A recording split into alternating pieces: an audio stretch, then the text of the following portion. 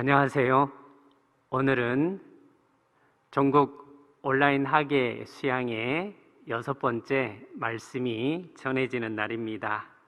어제 복음의 말씀을 잘 들으시고 구원을 받으신 모든 분들께 진심으로 축하드립니다. 오늘 또 전해지는 말씀을 통해서 다시 한번 구원해 주신 하나님의 은혜에 감사하는 시간이 되셨으면 합니다. 그리고 말씀을 들었으나 아직 확실하게 구원을 받지 못한 분들은 또 오늘 전해지는 복음의 말씀을 잘 듣는 가운데 확실하게 구원을 받는 귀한 시간이 되시길 바랍니다. 오늘도 말씀 듣는데 방해되지 않도록 핸드폰 전원을 꺼주시기 바랍니다. 그럼 전국 온라인 학예 수양의 6번째 말씀은 대전교회 담임으로 심우하시는 소간섭 목사님께서 전해주시겠습니다. 말씀 전에 찬양대 특송이 있겠습니다.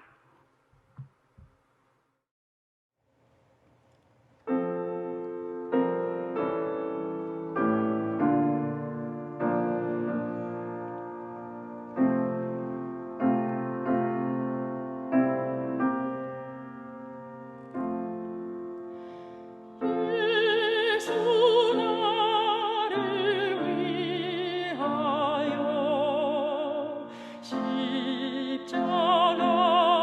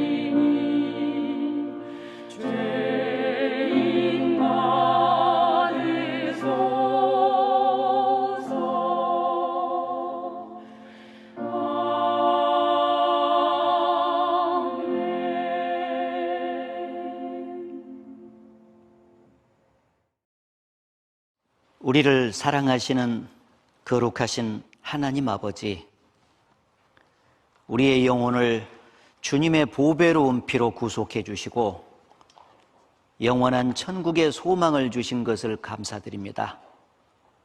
특별히 지난 한 주간 동안 잃어진 영혼들에게 귀한 주님의 복음의 말씀을 증거할 수 있도록 도와주신 은혜에 감사드립니다. 오늘 주님이 십자가에서 죽으시고 부활하심으로 말미암아 완성하신 귀한 복음을 다시 한번 전하고자 합니다. 이미 구원받은 성도들은 구원의 확신과 아울러 하나님께 더욱 감사와 찬양을 드리는 시간이 되게 도와주시고, 아직 구원받지 못한 사람들에게는 실제로 구원받는 시간이 되도록 인도해 주시옵소서. 이번에 교회당에서나 또 집에서나 직장에서 말씀을 들었던 사람 중에서 한 사람도 실족하는 사람이 없이 다 하나님의 사랑을 마음속에 받아들이고 구원받아서 영원한 천국의 소망을 갖도록 인도해 주옵소서. 그리하여 남은 생에 하나님과 동행하면서 하나님의 거룩하신 뜻과 영광을 위해서 삶으로 참으로 행복한 삶이 이어질 수 있도록 축복해 주시기를 간절히 기도합니다. 모든 것 주 성령께 의지하면서 우리를 사랑하시는 예수님 이름으로 기도드렸습니다. 아멘. 신약성경 마태복음 1장을 찾겠습니다.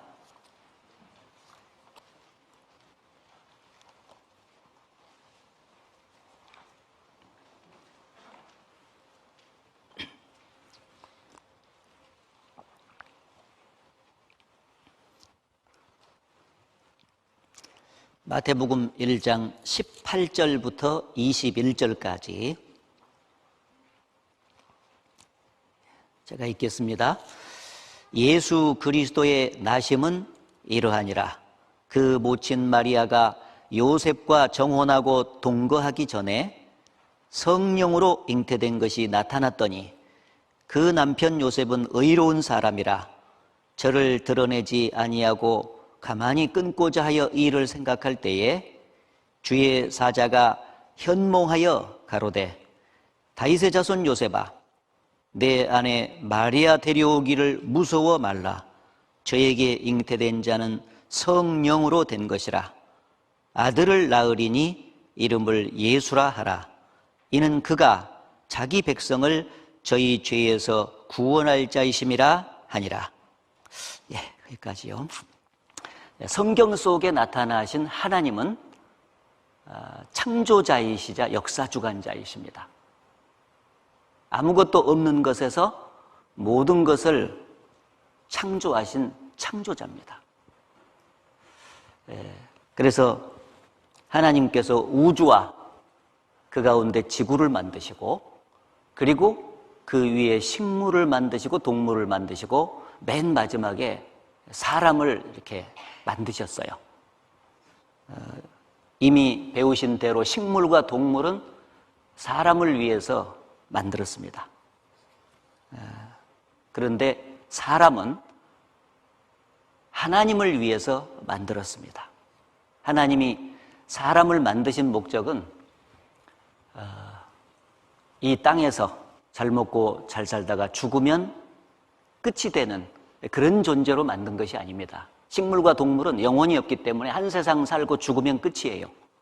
그러나 사람 속에는 하나님의 형상을 닮은 영혼이 있기 때문에 죽음으로 끝나지 않고 영원한 내세에서 영원히 살아야 됩니다. 하나님은 인간을 사랑하시기 때문에 이 세상을 건너가서 영원한 천국에서 하나님과 함께 영원히 사랑을 나누면서 행복하게 살려는 그 목적으로 사람을 만드신 거예요. 그런데 불행히도 인간은 에덴 동산에서부터 하나님의 사랑을 거역했고 하나님의 사랑을 떠나서 죄를 짓고 살아감으로 말미암아 그 결과 영원한 지옥에 들어갈 수밖에 없는 운명으로 이제 가고 있는 것입니다. 그러나 하나님은 그 죄악이 가득 찬 인간을 영영 버리지 아니하시고 인간 역사 속에 그들을 구원해서 영원한 천국으로 데려갈 계획을 세우시고 그 구원의 역사를 인간 역사 속에서 계속 지속하고 계십니다. 그래서 성경 속에 나타난 삼위일체 하나님은 구원의 역사를 이루기 위해서 지금도 바쁘게 일하고 계세요. 성부 하나님은 구원을 계획하셨고 성자 하나님은 십자가에서 죽으시고 부활하심으로 말미암아 구원을 완성하셨고 성령 하나님은 그 완성된 구원을 지금 온 세상에 전하고 계시는 일을 하고 계십니다. 그 하나님이 구원의 역사를, 인간을 사랑하기 때문에 구원의 역사를 바쁘게 이루시면서 일하고 계신 그 반대편에 마귀의 역사도 있어요. 하나님도 눈에 보이지 않으신 영으로 계시지만 반대편에 마귀도 영으로 이제 있습니다, 실제로. 그래서 하나님의 그 구원의 역사를 도전하고 그 구원의 역사를 반대하는 그런 일을 끊임없이 해요. 그래서 하나님은 인간을 구원해서 천국 데려가는 그 일을 하시는데 마귀는 구원을 받지 못해서 자기가 가는 지옥에 데려가는 그 일을 지금도 계속하고 있습니다. 인간은 그 하나님과 마귀 사이에서 선택을 하도록 돼 있어요. 그래서 여기 맨 처음에 인간 역사, 세상을 만들기 전에 유일하게 하나님만 계셨어요. 그래서 하나님의 이름이 여호와인데 이 여호와 하나님이 역사 이전에 천사들을 먼저 만드셨습니다. 천사는 육체를 갖지 않고 영으로만 존재해요. 그래서 숫자를 헤아릴 수 없이 많은 그 천사를 만드셨는데 그 천사를 만드신 목적은 하나님의 종으로 만들었어요. 하나님이 어떤 일을 계획하시면 그 계획을 실행하는 종의 존재로서 천사를 만들었습니다. 그런데 그 천사 중에서 그 3분의 1이 역사 이전에 하나님을 도전하다가 하늘에서 내쫓김을 당해요.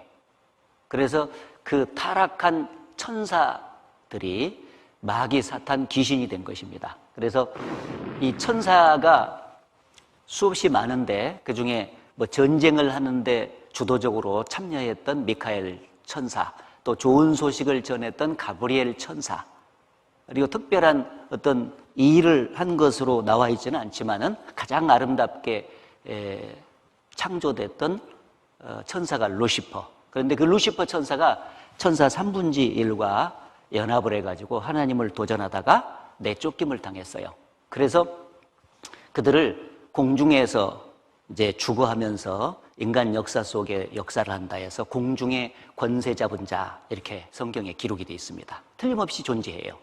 그래서 마귀, 사탄, 귀신이라고도 하고 성경의 용이라고도 하고 이렇게 나와 있습니다. 하나님은 말씀드린 대로 모든 세상 사람들에게 진리를 증거합니다. 성경이 바로 진리죠. 그래서 천국 가는 그 길을 성경 속에다가 담아놓고 그걸 계속 전해서 그 진리를 받아들인 사람들이 구원을 받고 영생을 얻어서 천국 가는 그런 역사를 계속 하나님이 하세요.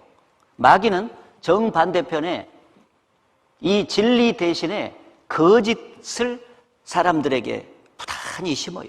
거짓된 종교, 거짓된 사상, 거짓된 철학, 거짓된 이론, 이런 것들을 부단히 심어서 이 진짜 진리를 받아들이지 못하도록 합니다. 그래서 끝까지 진리를 받지 않고 살면은 결국 구원을 받지 못하잖아요. 그래서 구원받지 못하고 죽으면은 결국 심판을 받고 지옥에 갈 수밖에 없습니다. 하나님은 천국 가게 하는 그 역사를 지금도 하고 계시고 마귀는 반대편에서 지옥 가게 하는 역사를 하고 있습니다. 그래서 인간은 그 하나님과 마귀 사이에서 태어나가지고 이 진리를 받아들여서 구원받고 천국 가든지 끝까지 거짓을 고집하다가 구원을 받지 못해서 심판받고 지옥 가든지 둘 중 하나 선택해야 됩니다. 순간의 선택이 10년을 좌우한다. 냉장고 옛날에 선전이었잖아요. 그런데 이 선택은 순간의 선택이 영원을 좌우합니다. 이 땅은 70년 내지 80년인데 죽음 건너편의 내세는 영원하잖아요. 그 영원한 선택을 사람들이 자기가 사는 이 세상에서 하도록 돼 있어요. 하도록 돼 있습니다. 그래서 사람이 한평생 이 땅을 사는 목적은 뭐 돈을 많이 벌기 위해서 사는 것도 아니고 지식을 쌓고 명예와 권력을 얻기 위해서 또는 좋은 인간관계와 인간적인 사랑을 구가하기 위해서 사는 것도 아닙니다. 그런 건 전부 다 이 땅을 사는 수단에 불과한 거예요. 진짜 인간이 이 땅을 사는 목적은 구원받기 위해서 사는 것입니다. 왜냐하면 사람은 영원한 내세에서 살도록 창조됐기 때문에 반드시 천국에 들어가기 위해서는 절대적인 조건이 구원받는 거예요. 영생을 얻는 것입니다. 거듭나는 거예요. 사람이 거듭나지 않고는 하나님의 나라를 볼 수 없느니라. 하나님의 자녀로 반드시 탄생되는 그런 일이 있어야 천국 가거든요. 그래서 사람은 70년 내지 80년 동안에 무엇을 위해서 사냐? 구원받기 위해서 산다. 영생을 얻으려고 산다. 그런데 이번 한 주간 동안에 그 영생 얻을 수 있는 소중한 기회를 마련하고 복음을 듣고 영생을 얻을 수 있는 그런 사람이 됐으니 얼마나 축복된 사람인가. 그걸 좀 생각해 볼 수가 있겠죠. 자, 하나님은 인생길에 있어서 인간이 구원받는 것이 가장 귀하다고 생각했지만은, 말씀하시지만은 많은 사람들이 그걸 몰라요. 모르고 오로지 육신을 위해서 살고 그리고 그 하나님이 주시는 구원을 등한히 여기는 것입니다. 너무너무 큰 구원인데, 그래서 성경에 이런 말씀을 기록하고 있어요. 하나님이 우리가 이같이 큰 구원을 등한히 여기면 어찌 피하리요? 이 구원은 처음에 주로 말씀하신 바요 들은 자들이 우리에게 확증한 바니 라고 말씀하셨습니다. 사람은 그까지 구원이라고 그래요. 구원받으세요. 말씀 듣고 구원받으셔야 됩니다. 그러면 그까지 구원받으라고 한다. 그런데 하나님은 뭐라고 말씀하셨어요? 이같이 큰 구원을 등한히 소홀히 여기면 어찌 피하리요? 어찌 죽음 건너편의 심판을 피하겠느냐?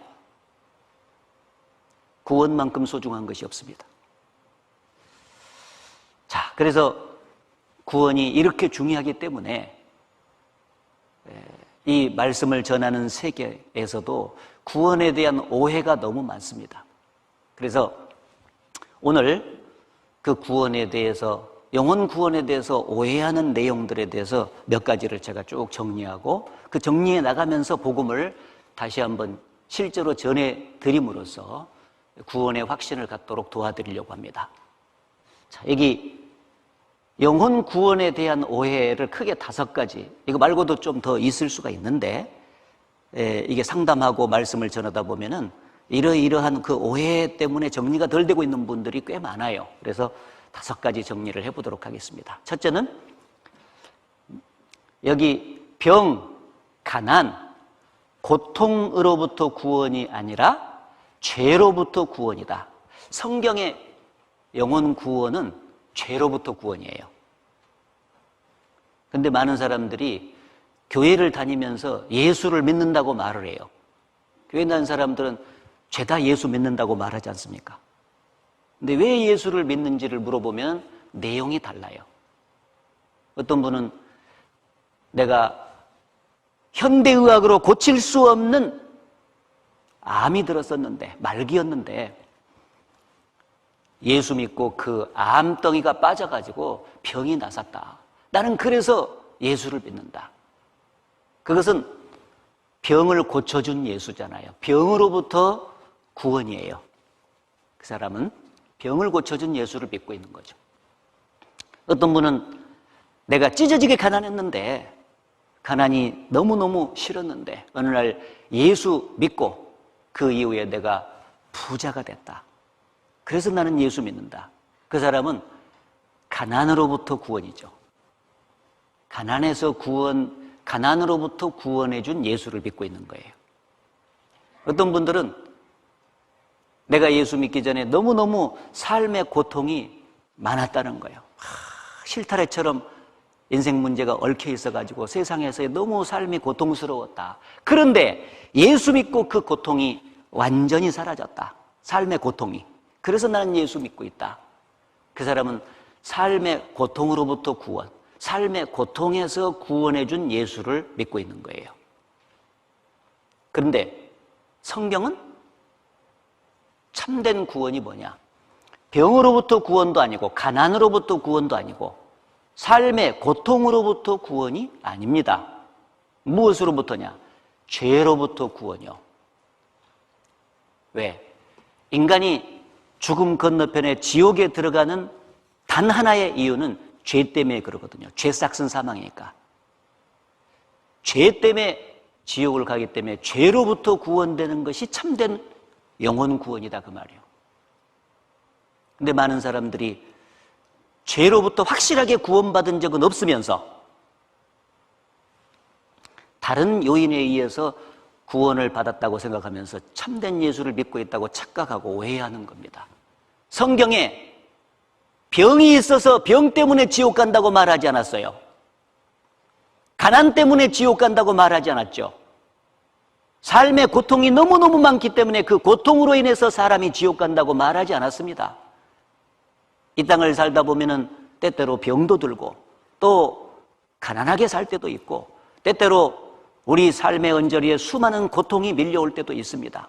그러나 그것이 사람을 지옥 가게 만들지 않아요. 그것은 인생을 살다 보면 누구나 다 있는 일이다 그 말이에요. 문제는, 가장 심각한 문제는 인간이 하나님의 법을 범해가지고 죄를 진 것인데 그 죄 싹슨 사망이기 때문에 그 죄를 완전히 해결해야만이 구원을 받다 그 말이에요. 죄가 지옥을까지 끌고 가니까. 그래서 예수님이 이 땅에 오신 그 목적을 마태복음 1장에 기록했는데 여기 분명히 말씀하셨죠. 아들을 낳으리니 이름을 예수라 하라. 이는 그가 자기 백성을 저희 죄에서 구원할 자이심이라 하니라. 예수가 탄생이 될 것인데 그는 무슨 일을 하기 위해서 오신 분이냐? 자기 백성을 저희 죄에서 구원할 자이심이라. 저희 병에서 또는 저희 가난에서 또는 저희 삶의 고통에서 구원할 자이심이라고 기록이 안 돼 있다 그 말이에요. 이거 착각하면 안 됩니다. 그래서 분명한 것은 죄에서 구원을 받아야 되기 때문에 인생이 죽음을 건너갈 때 가장 심각한 문제가 죄 문제예요. 이 땅에서 자기가 쌓아놨던 모든 것은 가져갈 수 없어요. 죽음 건너편에. 저가 죽음에 가져가는 것이 없고 다 놓고 가요. 그러나 죽음을 건너갈 때 딱 한 가지 가져가는 것이 평생 지은 죄다 그 말이에요. 죄를 가져가. 왜? 심판을 받아야 되니까. 따라서 죽기 전에 죄 문제를 완전히 해결하고 죽음을 건너가야 천국을 간다는 것입니다. 죄가 가장 심각해. 하나님은 인간을 사랑하지만 죄까지 사랑할 수는 없기 때문에 그렇습니다. 죄 문제가 가장 심각해. 그래서 이 땅을 사는 아담의 후손들은 전부 다 죄인으로 태어나서 죄를 짓고 삽니다. 따라서 이 죄 문제를 평생 안고 살아가죠. 그런데 이 죄 문제를 해결하기 위해서는 반드시 죄 싹슨 사망이기 때문에 죄 없는 사람이 와가지고 피를 흘려 죽음으로써 그 죄값을 청산해야 돼요. 반드시 죄가 해결되려면 대속이 필요하다 그 말이에요. 대신 죽어줄 자가 필요한 거예요. 죄 없는 사람. 그런데 불행히도 이 땅의 모든 종교에는 인간의 죄 문제를 해결하기 위해서 대신 죽어줄 자가 없잖아요. 우리가 잘 아는 대로 불교를 믿는 사람도 많지 않습니까? 불교의 성철 스님 잘 아시죠? 저는 인간적으로는 그 성철 스님을 참 존경해요. 왜? 평생을 청빈하게 살고 누더기 가사 한 벌로 평생을 지내다시피 하면서 중생을 계도한다고 그렇게 설법을 하면서 애를 쓰신 분 아니겠습니까? 그런데 문제는 그가 죽음을 건너갈 때 열반송을 남겼습니다. 열반송은 마지막 죽기 직전에 정직한 인생을 회고하면서 가장 중요한 내용을 얘기하는 거예요. 새는 죽을 때 울음이 슬프고 사람은 죽을 때 말이 정직하다는 옛말이 있지 않습니까? 성철 스님이 돌아가실 때 신문에 났지 않습니까?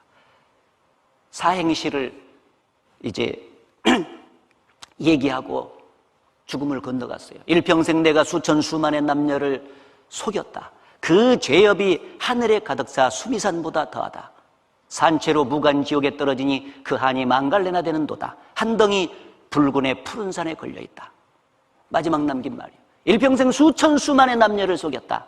평생 중생을 계도한다고, 그들을 구원한다고 그 불교의 올바른 길이 있는 것인 줄로 알고 전했지만 막상 죽음 앞에 당도해 보니까 그게 올바른 길이 아닌 거예요. 그걸 아는 거예요, 이분이. 일평생 수천 수만의 남녀를 속였다. 왜? 거기가 진리라고 말했기 때문에. 그 죄업이 하늘에 가득 차 수미산보다 더하다. 수미산은 불교에서 제일 높은 산을 말하는데 그만큼 자기가 죄를 많이 지었다는 것을 안 거예요. 문제는 죄를 많이 지었다는 거 아는 거 중요하지만은 그 죄짐을 완전히 벗고 죽음을 건너가야 되는데 불교에는 대신 죽어줄 자가 없잖아요. 대속이 없어. 그래서 죄를 벗지 못하고 죄를 가지고 죽음을 건너가다 보니까 산채로 무간지옥에 떨어져 그 한이 망갈래나 되는도다. 자기가 들어갈 지옥이 보인 거예요. 한이 망갈래나 돼. 평생을 자기도 천국에 가고 좋은 데 가고 또 불쌍한 중생들도 제도를 해가지고 말이죠. 구원을 내서 그쪽에 가기를 그렇게 바라면서 했지만은 마지막 결론은 지옥이다. 그걸 그렇게 내놨어요. 이 세상의 모든 종교는 죄 문제를 해결하려고 나왔지만은 문제는 대속을 해줄 자가 거기 없다 그 말이에요. 오직 성경의 하나님만이 유일하게 인간의 죄 문제를 해결해 주기 위해서 죄 없는 한 사람을 이 땅에 보내신 거예요. 자기 아들 독생자 예수 그리스도 말입니다. 그래서 구약시대 때 바로 그 인간의 죄 문제를 해결해 줄 죄 없는 사람을 보내주겠다고 약속을 해요. 그래서 그 죄 없는 사람은 하나님이 사람이 되셔야 된다. 그리고 사람의 몸을 태어나서 여자를 통해서 태어나되 죄 없는 사람으로 태어나기 때문에 처녀의 몸에 나셔야 된다. 강조해서. 여기 이는 한 아기가 우리에게 낳고 한 아들을 우리에게 주신 바 되었는데 그 어깨에는 정사를 메었고 그 이름은 기묘자라 모사라 전능하신 하나님이라 영존하시는 아버지라 평강의 왕이라 할 것임이라. 전능하신 하나님이 한 아기의 모습으로 한 아들의 모습으로 이 땅에 태어나게 될 것이다. 하나님이 사람 되셔 사람으로 태어나신다는 거예요. 왜? 사람의 죄 문제를 해결해야 되니까. 그러므로 주께서 친히 징조로 너희에게 주실 것이라. 보라 처녀가 잉태하여 아들을 낳을 것이요 그 이름을 임마누엘이라 하리라. 처녀의 몸을 통해서 나와야 된다. 남자의 씨를 받아서 태어나면 죄의 씨를 받고 태어나니까 죄인밖에 생산이 안 되거든요. 그런데 이 땅을 사는 수많은 죄인들의 죄를 대속하기 위해서는 죄 없는 분으로 의인으로 나셔야 돼요. 그러기 위해서는 남자의 씨를 받으면 안 돼요. 처녀의 몸에 직접 잉태가 돼야 돼요. 그래서 방금 처음에 읽었던 그 본문의 말씀에 예수 그리스도의 탄생하는 모습이 나왔지 않습니까? 2000년 전에 이스라엘 땅에 요셉이라는 청년과 마리아라는 그 처녀가 정혼을 했습니다. 이스라엘에서는 약혼을 서로 하면은 굉장한 구속력을 가져요. 결혼해야 돼. 그래서 정혼을 하고 동거를 하지 않고 일정 기간 지내고 있었는데 갑자기 요셉이 마리아를 보니까 배가 붕붕붕붕 불러오르는 거예요. 자기는 틀림없이 잠자리를 같이 안 했는데 말입니다.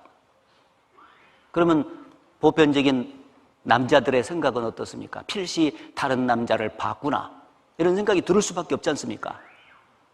그런데 보통 사람 같으면 세상에 네가 나오고 약혼해놓고 그럴 수 있어야 말써야 하면서 문제를 제기할 텐데, 이 남편 요셉은 의로운 사람이라 그것을 드러내지 아니하고 가만히 정리를 하려고 했습니다. 그냥 나 혼자 마음 닫고 조용히 끝내버리면 되지, 내가 문제를 제기해서 무슨 이익이 있겠나, 마음 닫아야 쓰겄다 하고는 조용히 끝내려고 했다고. 그런데 그 저녁에 천사가 요셉의 꿈속에 나타난 거예요. 다윗의 자손 요셉아, 네 아내 마리아 데려오기를 무서워 말라. 저에게 잉태된 자는 성령으로 된 것이라. 지금 마리아의 배가 불러오른 것은 다른 남자를 봐서 그런 것이 아니다 그 말이에요. 성령으로 직접 잉태가 되고 있는 것이다. 아들을 낳게 될 것이다. 그 이름을 예수라 하라. 이 예수님은요, 태어나기 전에 벌써 이름까지 하나님께서 지어줬잖아요. 아들을 낳으리니 예수라 하라. 이는 그가 자기 백성을 저희 죄에서 구원할지 하심이라. 그래서 예수라는 이름의 뜻이 구원이에요. 따라해보세요. 구원. 예수님의 이름의 뜻이 구원이에요. 자, 그런데 그 구원이 죄에서 구원이다 그 말이에요. 그래서 죄 없는 한 몸으로 예수 그리스도께서 이 땅에 오셨고, 이제 30년 동안 요셉의 가정에서 정상적으로 자라시다가 마지막 3년 반 동안의 공생의 기간을 거쳐서 마지막에 자기가 오신 목적을 십자가에서 이루셨죠. 그가 죄에서 구원하기 위해서는 반드시 죄를 없애줘야 되는데, 그러기 위해서는 죄를 대신 짊어지고 피를 흘리고 죽어야만이 죄값이 청산되니까 구원이 이루어지는 거예요. 그래서 십자가에서 그 일을 확실하게 하셨습니다. 그래서 요한일서 2장 2절에 보면, 저는 예수 그리스도는 우리 죄를 위한 화목제물이니 우리만 위할 뿐 아니요 온 세상의 죄를 위하심이라. 우리만 위할 뿐 아니라 온 세상의 죄를 위하심이라. 온 세상 사람들이 죄에 빠져서 지옥에 가기 때문에 온 세상 사람들을 그가 구원을 해줘야 돼요. 그러기 위해서 죄를 위한 화목제물이 되셨다. 이 화목제물이라고 하는 것은 조금 한자말이기 때문에 설명을 드리면은, 항상 구원을 생각할 때는 하나님과 죄인인 인간 사이에 죄 문제가 정리가 돼야 됩니다. 죄에서 구원, 죄가 가로막혀 있어서 구원이 안 되고 천국을 못 가고 지옥 가게 생겼기 때문에 죄 문제를 해결해야 돼요. 근데 불행히도 인간편에서는 죄 문제를 해결할 수가 없잖아요. 그래서 하나님이 해결을 해 주시는데, 바로 하나님의 독생자 예수 그리스도가 이 문제를 해결하기 위해서 오셨기 때문에 실제로 하셔야 돼요. 그래서 이 하나님과 인간 사이에 죄가 해결이 안 된 채 가로막고 있는 이 상태를 원수관계라 그래요. 원수. 악한 행실로 하나님과 원수되었던 너희를 구원했다, 그런 말씀이 있는데, 그래서 이 원수관계일 때는 이 인간은 죄인이고 하나님은 재판장의 역할을 하는 거예요. 재판장으로 있습니다. 그래서 언제 죽어도 원수관계니까 죽음 건너편에 지옥에 쳐넣는 것입니다. 그래서 죽기 전에 이 죄 문제가 해결이 되는데, 죄 문제가 완전히 해결이 되면은 하나님과 화목된 관계가 이렇게 이루어져요. 화목. 원수 반대가 화목이잖아요. 하나가 돼야만이 하나님과 함께 천국에서 살아요. 그러기 위해서는 반드시 화목을 위한 제물이 필요하다. 죄에 대해서 대속을 해야 되니까 죽어야 돼. 피를 흘리고 죽는 제물이 필요한데 그분이 바로 예수님이다. 그래서 저는 우리 죄를 위한 화목 제물이니. 그래서 결국 이 죄 문제를 해결하기 위해서 십자가 위에서 해결을 하셨습니다. 그래서 저는 우리 죄를 위한 화목 제물이니, 우리 죄를 짊어지셨고, 그리고 온 세상의 죄를 위하심이라. 온 세상 죄를 다 짊어지신 거예요. 거기에 물론 내 죄가 포함된 건 사실이죠. 온 세상 죄 담당한 어린 양은 죄 많은 자 불러서 구원하네. 그래서 확실하게 십자가에서 온 세상 죄, 우리 죄, 내 죄까지 짊어지셨기 때문에 그 대가로 이제 대속을 확실하게 해야 돼. 죄값을 갚아야 돼. 그러려면은 유일하게 죄 없는 예수님의 피가 흘려져야 돼. 피가. 그래서 머리에 가시면류관을 박혀서 피를 쏟았죠. 양손과 양발에 대못이 박혀서 피를 쏟으셨고, 그리고 옆구리에 창이 박혀서 피를 쏟으십니다. 온몸에 채찍을 맞아서 피를 다 쏟으시고 6시간 동안 고난을 받으시고 마지막에 그가 다 이루었다라고 선포하시면서 죄값을 다 청산하셨습니다. 페이도 빚이 있었는데 빚을 완벽하게 다 이제 빚을 지불하잖아요. 값을 다 지불하면은 완료가 되잖아요. 그래서 우리가 받아야 될 저주와 심판을 그가 친히 대신 받으시고 그 피로써 죄값을 다 청산해 주셨습니다. 앞에 다자가 붙었기 때문에 100% 완전 죄값 청산이에요. 그러므로 말미암아 이제 하나님과 나 사이에 죄가 사라졌고 빽빽한 구름에 사라진 같이 안개에 사라진 같이 네 죄를 도말하였으니 하나님 편에서 그리스도를 통해서 이렇게 해주신 거예요. 이 사실을 우리가 마음속에 믿는 겁니다. 그때 2000년 전에 벌써 하나님께서 내 죄에 대한 심판을 대신 받으셨고 그리고 죄값을 청산했구나 다. 그래서 내가 심판받지 않도록 죄로 말미암아 지옥 가지 않도록 해주셨구나. 감사합니다. 하고 이 사실을 그대로 의심 없이 받아들이는 게 믿음이요. 믿음은 무슨 뭐 대가 치르는 게 아니잖아요. 받는 거야. 받는 거. 그럼으로써 이제 구원받도록 해 놓으신 것입니다. 자, 그런데 이렇게 원수 관계였던 하나님과 우리 사이의 관계를 화목된 관계로 이렇게 만들어 주신 분이 예수 그리스도인데, 그래서 예수 그리스도가 십자가에서 피를 흘리고 대속을 하고 다 이루었다 하시고 사흘 만에 이제 부활하셨잖아요. 그런데 여기 십자가에서 마지막 다 이루었다고 승리의 외침을 하실 때 놀라운 사건이 하나 벌어졌어요. 상징적으로 죄 문제를 완전히 해결했다 하는 것을 이해할 수 있는 사건인데, 바로 이 성소에서 휘장이 위에서부터 아래까지 찢어졌어요. 성소에서 휘장이 위에부터 아래까지 쫙 찢어진 사건이 이제 벌어진 것입니다. 이 성막이라고 하는 곳이 있었는데, 성전 그 안에는 성소와 지성소가 이렇게 있습니다. 그래서 이게 이제 성소고 지성소고 이렇게 있습니다. 제가 원래 글씨가 잘 쓰는데 여기서 쓸 때만 꼭 잘 안 써져. 이해하셔요? 그래서 이 성소와 지성소가 이렇게 놓여 있었는데 이스라엘 백성들이 짐승 잡아서 제사를 지낼 때 여기 번제단이라고 하는 곳에서 짐승을 잡아요. 그래서 피를 내가지고 대제사장이 이스라엘 백성을 대표해가지고 과거에 쭉 이렇게 들어가서 이게 성소와 지성소 사이에 커튼이 아주 두꺼운 커튼이 쫙 드리워 있어요. 이걸 휘장이라 그래. 그래서 이 지성소를 들어가야 돼요. 근데 1년에 딱 한 번씩밖에 못 들어가. 근데 반드시 피를 가지고 들어가야 돼. 피. 짐승이 죽어서 흘린 피를 가지고 들어가서 이 지성소의 가장 핵심이 속죄소라고 하는 곳이에요. 죄값이 갚아지는 장소, 죄가 사해지는 장소예요. 거기에 가지고 7번 피를 뿌림으로써 지난 1년 동안 지은 죄가 사해지곤 했다 그 말이에요. 그런데 그것은 불완전한 제사라서 1년에 한 번씩 자주자주 드렸어야 했다 그 말이에요. 그래서 이제 그걸로 하지 아니하고 예수님이 오셨어요. 그래서 단번에 해결한 거예요. 그래서 예수님이 피를 흘리고 다 이루었다고 선포할 때 영원한 속죄가 이루어진 거예요. 지난 1년째뿐 아니라 앞으로 죽을 때까지 지을 죄까지 싹 사해진 거예요. 영원한 속죄를 다 이루신 겁니다. 그 순간 이 지성소와 성소 사이를 가로막고 있었던 휘장이 위에서부터 아래로 쫙 찢어져 버린 거예요. 쫙 찢어져 버렸습니다.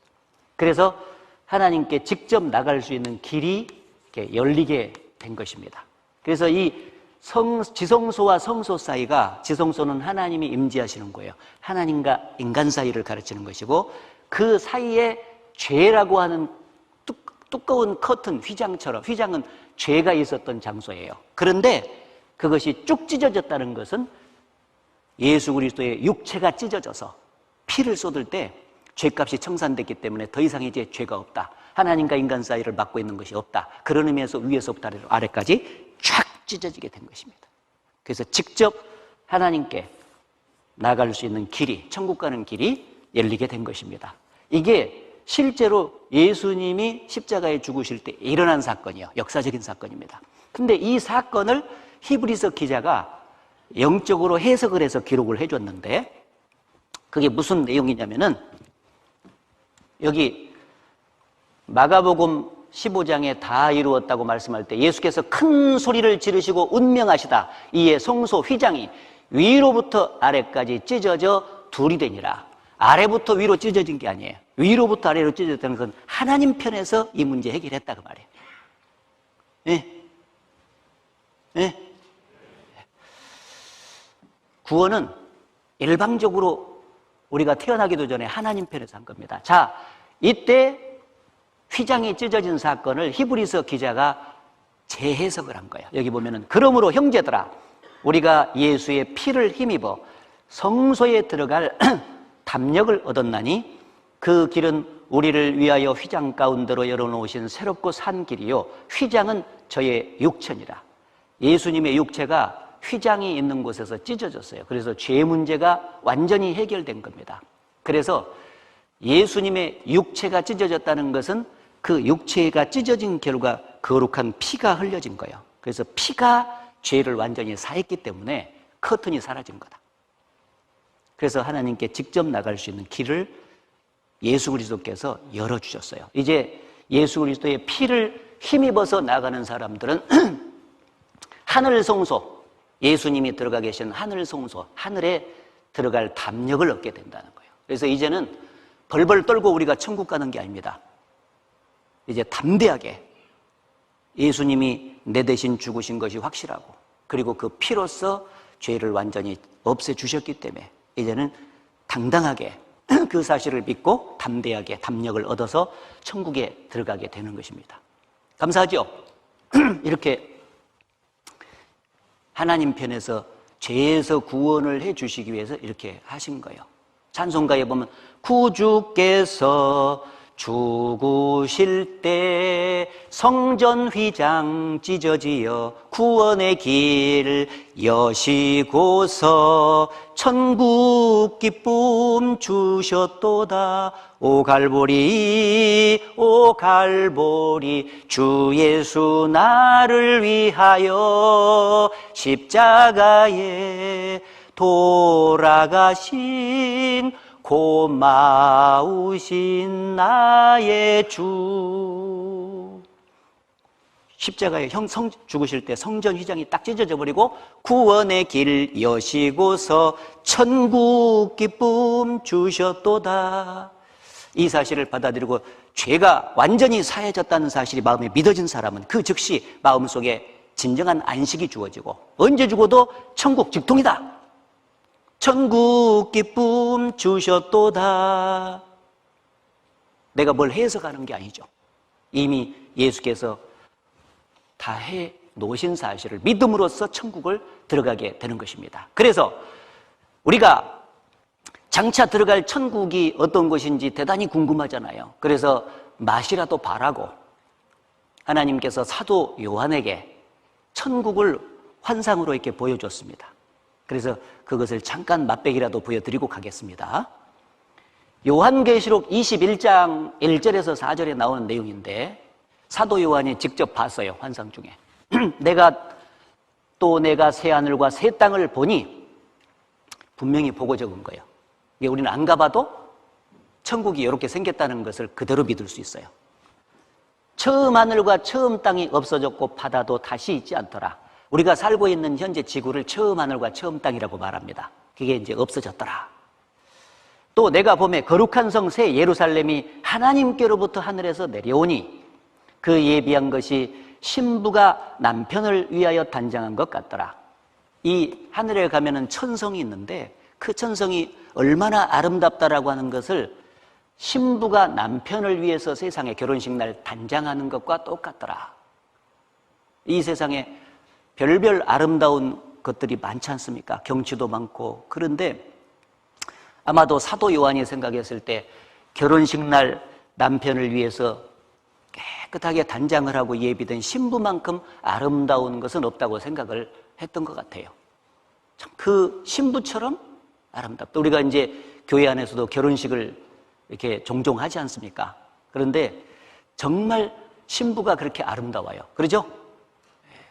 저도 29살 제가 결혼을 했는데 옛날에 지금은 이렇게 교회당이 잘 지어져 가지고 교회당 안에서 결혼식을 하는 축복을 다 경험을 하지만은 제가 처음에 1983년도에 구원을 받고 신앙생활 할 때는요, 그냥 그 세를 들어가지고 자그마한 교회당을 마련해서 신앙생활을 했기 때문에 그 안에서 결혼식을 못했어요. 그래서 저는 전주에 있는 행복예식장에서 결혼을 했거든요. 그래서 딴 데 주례 선생님, 주례 목사님을 모실 수도 없고 해서 그때는 목사님이 전국에 2분밖에 없었어요. 이요한 목사님하고 우정원 목사님하고. 그래서 염치불구하고 그때 대전에 계셨는데 제가 전주에 있을 때 전화를 드렸죠. 이만약 씨하고 제가 결혼을 하는데 와서 좀 주례를 부탁드립니다 했더니 흔쾌히 약속을 해주더라고요. 근데 그러려면 자기가 이제 이 주일날 와서 설교를 하셔야 된대요. 그때는 주일날 설교를 하고 점심을 행복 예식장에 가가지고 참여해서 그때 거기서 같이 먹어요. 그런데 내가 뭔 얘기를 하다가 지금 이렇게 길어. 그런데 이제 제가 딱 입장해서 서 있는데 신부인 제 아내가 저쪽에서 쫙 들어오는 거예요. 막 딴딴따단 이렇게 들어오는데요. 야, 진짜 아름답대요. 예. 눈이 부시게 아름다워라. 이건 찬송가는 아니에요. 진짜 아름답더라고. 제가 이제 지금도 생각나고 가슴이 통강통강 막 하더라고. 아마 여기 지금 그 남편 되신 분들은 제가 무슨 말을 하고 있는지 다 알 거예요.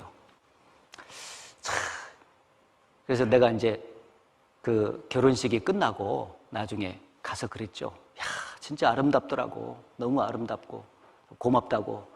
근데 화장이 조금 두껍더라. 내가 그랬거든. 화장을 좀 살포시 해야 있는 그대로의 얼굴이 이렇게 드러날 텐데, 그래서 더 이쁠 텐데 말이지. 예전엔, 지금도 그런가 모르겠다. 옛날에는 막 여기다가 발로 막, 그래가지고 전혀 다른 사람이 돼서 들어와요.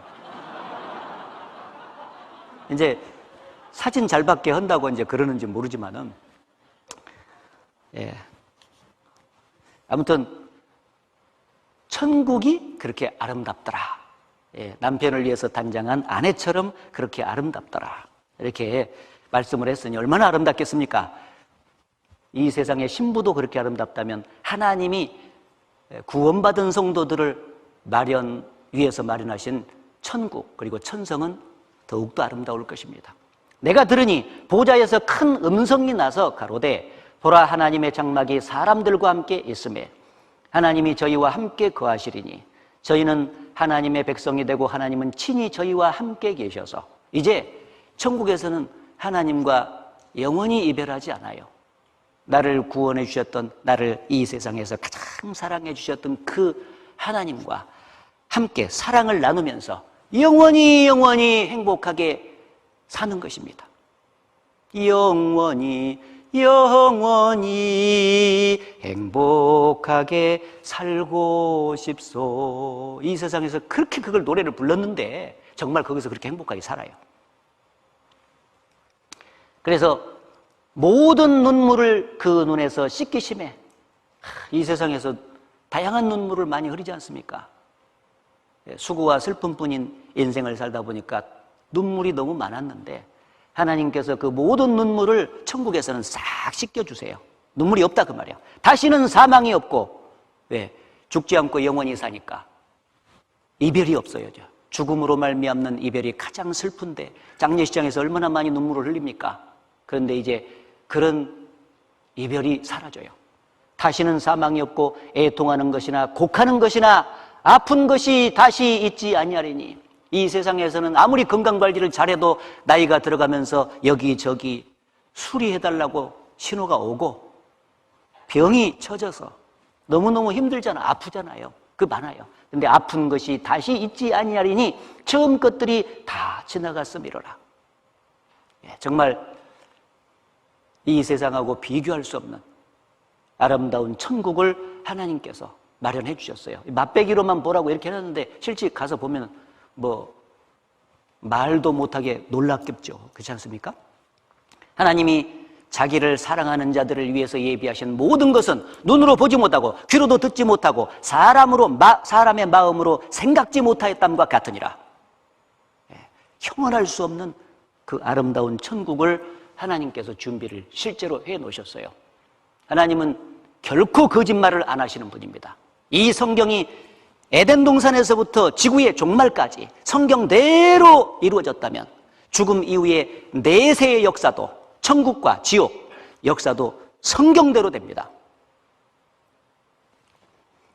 그래서 이 땅에서 구원받고 나서 어려움 속에서 이렇게 힘들어하는 그 제자들도 많이 있을 수 있잖아요. 구원받은 사람들. 예수께서 당시에 말했습니다. 너희는 마음에 근심하지 말라.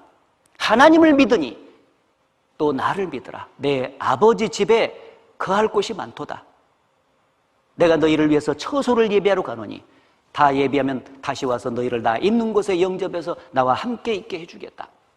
그래서 예수께서 말씀하신 내 아버지의 집이 바로 천국입니다.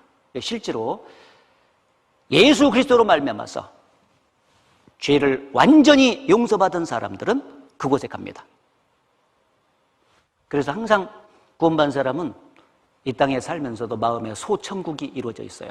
그래서 비록 고난과 역경이 있다 할지라도 감사와 기쁨을 가지고 그 모든 어려움을 이기면서 살게 되어 있습니다. 자, 이제 첫 번째 오해 하나 풀었고요. 두 번째는 각각 다른 구원을 받는 것이 아니라 동일한 구원을 받는 것이다. 교회에 다니는 사람들이 구원을 받았다겠는데 어떤 사람은 이런 내용으로 구원받고 어떤 사람은 저런 내용으로 구원받고 그러지 않는다 그 말이에요. 성경의 구원의 내용은 똑같아. 그러니까 서로 물어볼 수가 있어요. 당신은 어떻게 구원받았어요? 근데 구원받았다는 내용이 성경적이지 못하면 그는 첫돌머리부터 구원이 아니에요. 동일한 구원을 받는 것입니다. 똑같이. 그리고 구원의 내용이 구원을 받는 게 행위의 도가 아니라 믿음의 도임으로 점차로 구원받는 것이 아니라 단번에 받는 것이다. 인간편에서 무슨 행위에 의해서 선을 행한다든지 율법을 지킨다든지 하는 그 노력에 의해서 구원을 받는다면은 점점 그 노력과 행위가 쌓여져서 그것으로 이제 구원을 받는다고 말할 수 있잖아요. 그러면 단번에 구원을 받을 수가 없습니다. 시간이 많이 걸리겠죠. 근데 성경적인 구원은 행위의 도가 아니에요. 믿음으로 받는 구원입니다. 따라서 단번에 이루어지는 거예요. 단번에 예수께서 이루신 그 구원의 사역을 단번에 마음에 믿으면 단번에 구원받도록 돼 있지, 교회당에 다니다 보면 언젠가 차차로 구원받을 것이다. 그것은 정말 거짓이에요. 교회당에서 100년을 다니면서 늙어 죽어도 교회당에서 이 참된 복음을 정확하게 듣고 믿지 않으면 그는 오늘 죽으면 지옥이에요. 그걸 알아야 됩니다.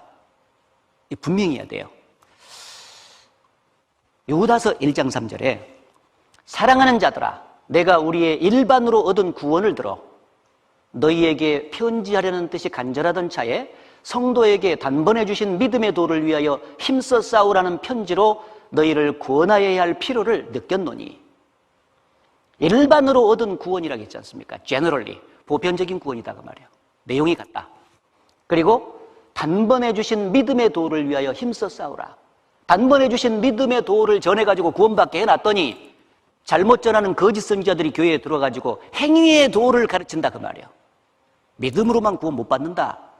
행위를 해야 구원받는다고 가르쳐버리니까 안 된다. 그 싸워야 된다. 편지를 보냈잖아요. 그래서 예수께서 2000년 전에 십자가에 죽으신 그날이 있잖아요. 그날 하루의 죄악이 이제 사해졌어요. 그래서 스가랴 3장 9절에 보면 만군의 여호와가 말하노라 내가 너 여호수 앞에 세운 돌을 보라 한 돌에 7 눈이 있느니라 내가 새길 것을 새기며 이 땅의 죄악을 하루에 제하리라. 미리 예언했어요. 이 땅의 모든 사람들의 죄악을 하루에 내가 제할 것이다. 이 예언대로 예수님이 십자가에 죽으신 그날 이 땅의 모든 세상 사람들의 죄 문제를 해결했기 때문에 하루에 죄악이 제해졌어요. 단번에 그때 죄악이 제해졌어요.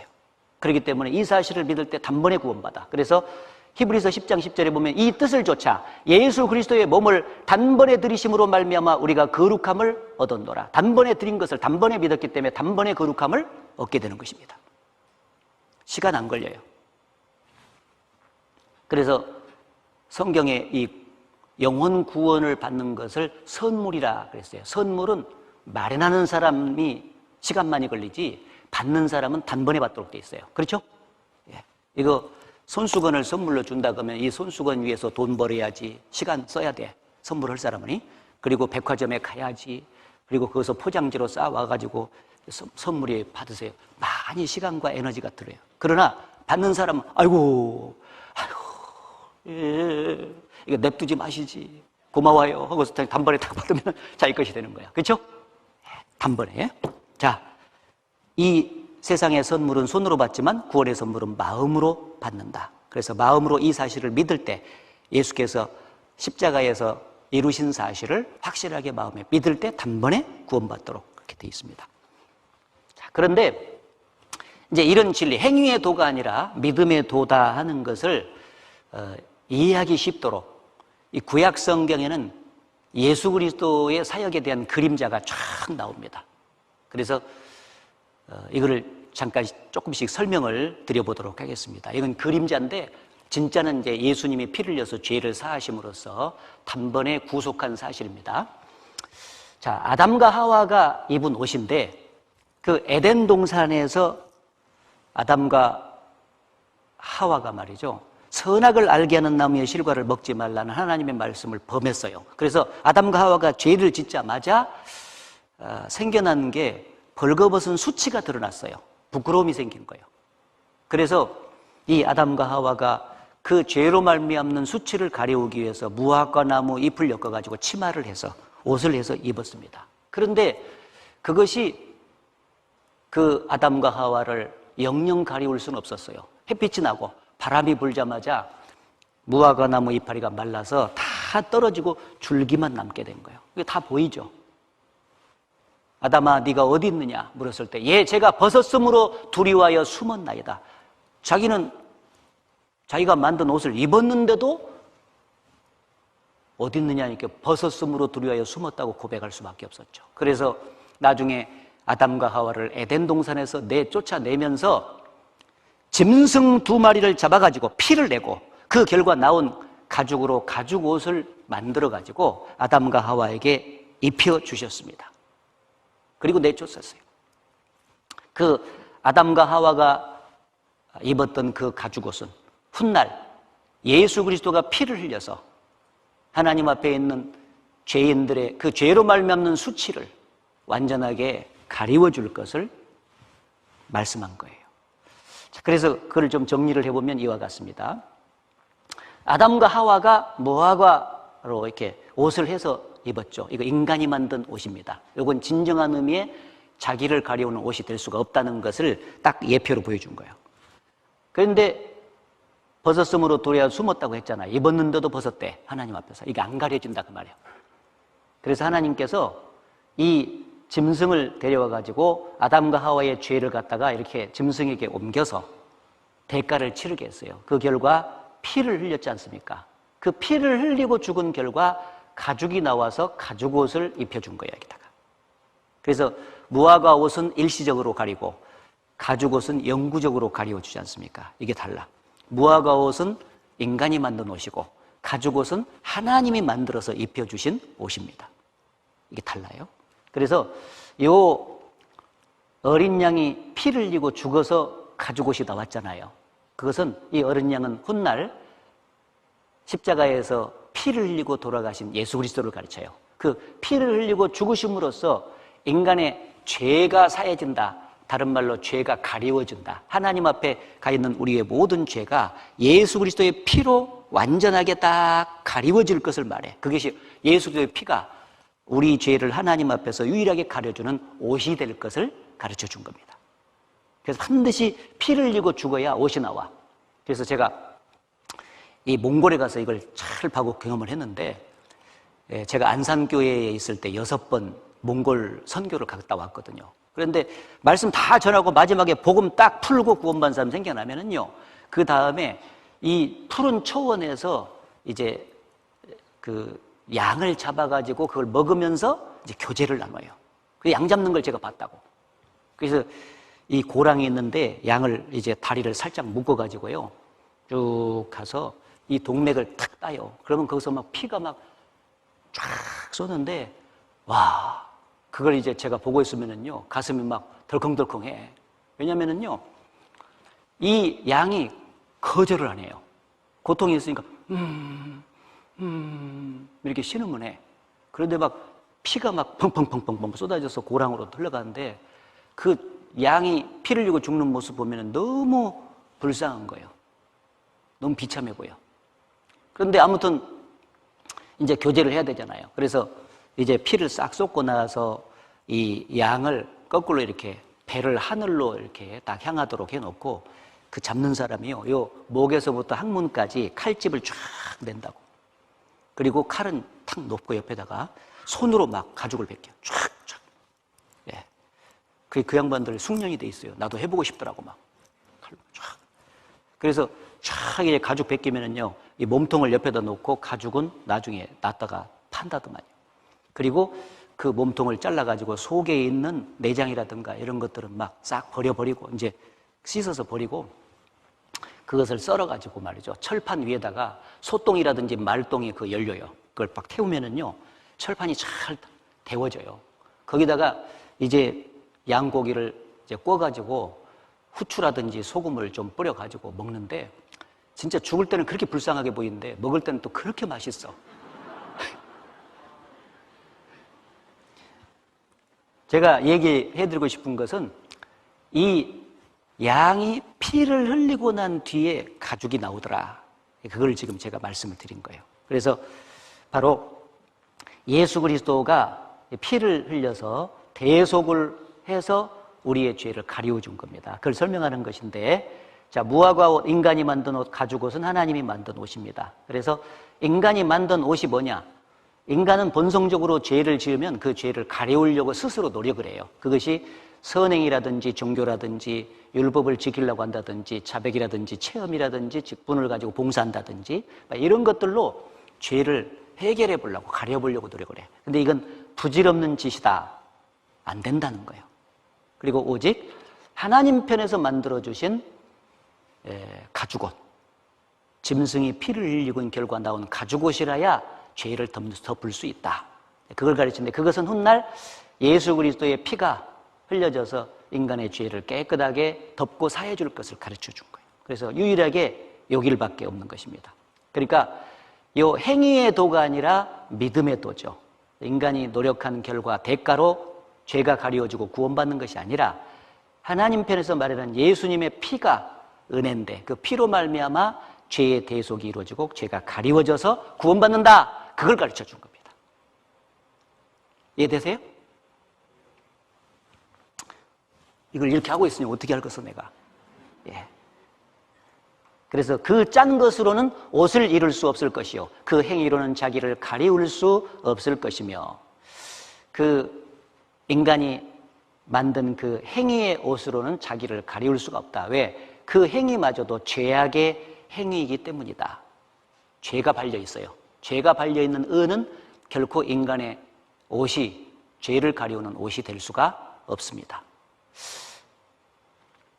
그래서 하나님 편에서 마련해 주신 옷을 딱 입으면 너무 영혼이 기뻐요. 그래서 내가 여호와로 인하여 크게 기뻐하며 내 영혼이 나의 하나님으로 인하여 즐거워하리니. 왜? 이는 그가 하나님께서 구원의 옷으로 내게 입히시며 의의 겉옷으로 내게 더하심이 신랑이 사모를 쓰며 신부가 자기 보물로 단정함 같게 하셨습니다. 그래서 이번에 예수 그리스도의 보배는 표로 제사함을 받고 구원을 딱 받은 사람은 이미 구원의 옷을 딱 입은 거예요. 구원의 옷을 딱 입은 겁니다. 세월이 흘러서 아담과 하와의 두 아들이 가인과 아벨이 이제 있었는데 어느 날 제사를 드리기 위해서 제물을 바치면서 나갔어요. 이것은 인간이 죄 문제를 해결하고 구원받기 위해서 나가는 두 종류의 사람을 대표적으로 가인과 아벨로 설명을 해준 겁니다. 그래서 가인은 땅의 농산물을 가지고 나갔고 아벨은 양의 첫 새끼를 죽여서 바침으로 나갔습니다. 그런데 하나님께서 이 가인과 예물은 받지 않으시고 아벨과 예물을 받으셨습니다. 그래서 뒤에 그것을 사실을 안 가인이 너무너무 시기가 나고 질투가 나가지고 들에서 아벨을 쳐 죽였어요. 최초의 살인극이 벌어졌습니다. 인류 역사 최초의 살인극이 벌어졌어요. 자, 이 내용이 창세기 4장에 기록이 되어 있는데 왜 하나님은 가인의 예물을 받지 않으시고 아벨의 예물을 받으셨을까? 이유가 있잖아요. 어떤 사람은 가인은 예물을 드리되 정성이 부족하고 노력이 부족했기 때문에 하나님께서 안 받았다, 그렇게 얘기하는 사람인데 그건 성경을 몰라서 그래요. 정성으로 말하면은 이 가인 것이 아벨 것보다 훨씬 더 정성이 많이 들어가 있어요.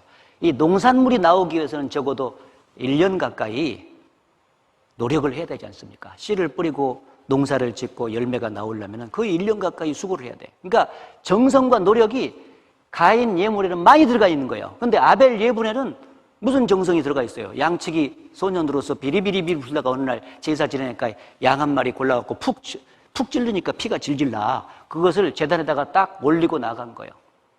정성으로 말하면 이 가인 것보다 아벨 것보다 가인이 훨씬 더 많아. 그런데 왜 정성이 많이 들어간 이 가인과 예물은 하나님이 거절하시고 아벨과 예물을 받으셨을까? 그 이유가 이게 이제 구약 성경에 나온 내용이잖아요. 신약 성경에 짝이 돼가지고 설명이 되어 있습니다. 여기 히브리서 11장 4절에 보면 믿음으로 아벨은 가인보다 더 나은 제사를 하나님께 드림으로 의로운 자라 하시는 증거를 얻었으니 하나님이 그 예물에 대하여 증거하심이라. 저가 죽었으나 그 믿음으로써 오히려 말하느니라. 아벨이 가인보다 더 나은 제사를 드린 것은 믿음으로 드렸기 때문이다. 첫 번째, 따라서 믿음으로. 행위의 반대말이에요. 그리고 그 예물에 대하여 증거하심이라고 말씀했습니다. 예물이 차이가 나. 예물, 중요한 것은. 그래서 이걸 이제 정리를 그림으로 좀 해보면은요, 가인 것과 아벨 것의 차이가 뭐냐면은요, 예물이 땅의 소산으로 드렸지 않습니까? 땅의 소산, 식물을 가지고 제물을 이제 가인은 드렸잖아요. 식물에는 피가 없어요. 우리가 항상 신구약 성경을 통틀어서 가장 중요한 것은 피입니다. 왜? 죄에 대한 대속은 반드시 피 흘림이 없은즉 죄의 사함이 없느니라고 말씀하셨기 때문에 피가 함유된 제사를 드려야 돼요. 피. 그런데 가인의 농산물은 정성은 들어갔을지 몰라도 피가 없지 않습니까? 그런데 아벨은 양의 첫 새끼를 드렸어요. 그냥 산 것을 드릴 수는 없어요. 산 것을 제단에다 올리면 막 우우 하면서 도망가 버리니까 푹 찔러서 죽이자. 피가. 그래서 가인은 땅의 소산을 드렸다는 것은 땅의 소산이 나오려면 아까 엄청난 노력이 들어가야 되잖아요. 인간 자기의 행위에 의존해서 죄 문제를 해결하고 구원받고자 나가는 거예요. 이게 자기 행위를 의지하는 것을 자기의를 의지했다, 그 말이에요. 자기의. 자기가 행한 거. 내가 이만큼 했는데 하나님이 나 구원 안 해주겠어? 이제 나가는 거예요. 하나님이 그 거절한다, 그 말이에요. 그리고 오직 양의 첫 새끼를 의지해서 나간 아벨.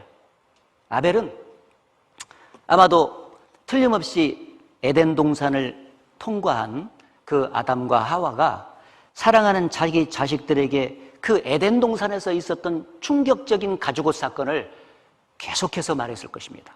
사람은 아주 중요한 내용을 자식에게 전해주고 싶어 하지 않습니까? 그죠? 그래서 때때로 가인과 아벨을 앞에 놓고 뭐 또 다른 자식들도 있겠죠. 대표 두 사람이니까 말이죠. 그래서 에덴 동산에서 자기가 죄를 진 사실, 그리고 죄로 말미암아 수치가 드러난 사실, 그리고 무화과 옷을 입었는데 하나님께서 그걸 벗기시고 가죽 옷을 입혔다. 그런데 가죽 옷이 나오기 전에 얼마나 비참하게 짐승이 피를 흘리고 죽었는지 모른다. 그런 얘기를 쭉 이제 해줬는데 그 얘기를 똑같이 들었는데 가인은 그게 뭔 말인지 캐치를 못해요. 뭔 말인지 몰라. 그런데 아벨은 깨달은 거예요. 아하, 죄 문제를 해결하고 구원받기 위해서는 짐승이 반드시 피를 흘리고 죽어서 대속을 해야 되는구나 하는 것을 아벨은 깨달은 거예요. 그래서 때가 되자 이 피 있는 짐승인 양의 첫 새끼를 정확히 드린 거예요. 그래서 양의 첫 새끼를 드리면서 나갔다는 것은 아벨은 자기 공로로 죄 문제 해결 못한다는 걸 알았기 때문에 오직 죄 없는 양의 피를 흘리고 죽음으로써 자기 죄를 대속할 것을 의지해서 나간 겁니다. 하나님은 그것을 의롭다, 양의 피를 의지해서 믿음으로 나가는 것을 의롭다, 이걸 인정해 준 거예요. 그것이 하나님이 정한 의입니다. 이렇게 나가야 구원받아. 그래서 가인 것은 받지 않고 아벨 것을 이렇게 받으신 거예요. 그런데 이스라엘 백성, 하나님의 선민인 이스라엘 백성은 당시 예수님이 오시기 전에도 구약 성경을 갖고 있었단 말입니다. 구약 성경을 지금 제가 말하고 있지 않습니까? 여기에 구원을 받기 위해서는 반드시 피를 흘리는 대속이 필요하다고 끊임없이 그림자로 설명했건만 진짜가 왔는데 그림자 봤으면은 진짜가 오면은 쉽게 믿어야 돼. 구약 성경에 백성들의 죄를 사하기 위해서 흘렸던 그 짐승의 피를 상징하는 진짜가 왔구나. 예수 그리스도. 저분을 통해서 영접해서 구원받자 해야 될 것 아니냐고 그래. 그런데 구약 성경을 갖고 있고 이스라엘 백성들이 그리고 안식일마다 또 이 성경을 암송을 했다고. 그런데도 그 뜻이 무엇인지 몰라요. 그래서 그리스도를 배척해서 저주를 받았잖아요. 그래서 끊임없이 하나님의 구원 수단인 그리스도를 통해서 구원을 받으려고 해야 되는데 그들은 그리스도를 배척해버리고 자기들이 율법을 지켜서 행위에 의해서 구원받을 수 있다는 사상을 가지고 끝까지 그렇게 하다가 결국은 하나님 앞에서 저주를 받은 거예요. 여기 그런 내용이 기록이 돼 있잖아요. 로마서 10장에 이스라엘 민족 중에서 바울 사도가 구원을 받았는데 바울이 복음을 전하니까 이방인들은 구원을 잘 받는데 택한 백성이라고는 선민이 구원을 안 받아요. 왜 그럴까? 그 이유를 로마서 10장에 기록을 한 거예요. 여기 내가 증거하노니 저희가 이스라엘 백성이 하나님께 열심이 있으나, 열심은 대단해요. 그런데 지식을 좇은 것이 아니라 하나님의 뜻이 성경 속에 나와 있는데 이 하나님의 뜻을 좇아서 그렇게 열심히 한 게 아니다 그 말이에요. 하나님의 의를 모르고, 아까 하나님의 의는 피에 의한 대속입니다. 그걸 모르고 자기 의를 세우려고 힘써 하나님의 의를 복종치 아니하였나이다.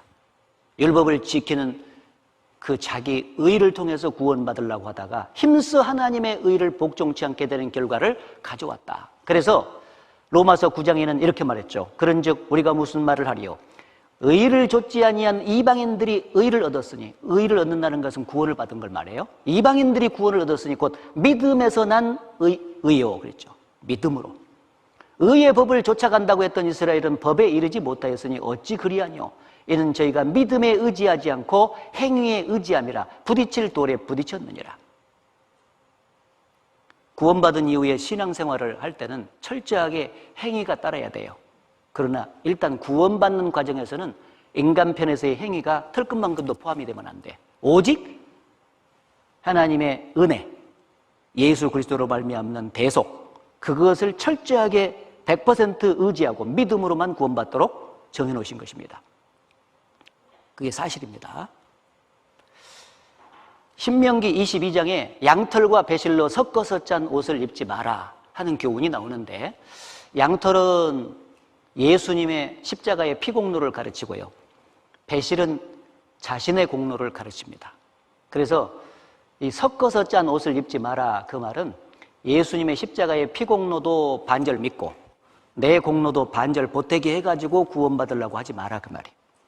그런데 만약에 여기서 뭐 이렇게 돼 있지 않습니까? 예수님 공로 50%, 내 공로 50% 이렇게도 안 되고 90, 10도 안 되고 99.9999 해서 0.00001만 합해서 구원받으려고도 안 돼요.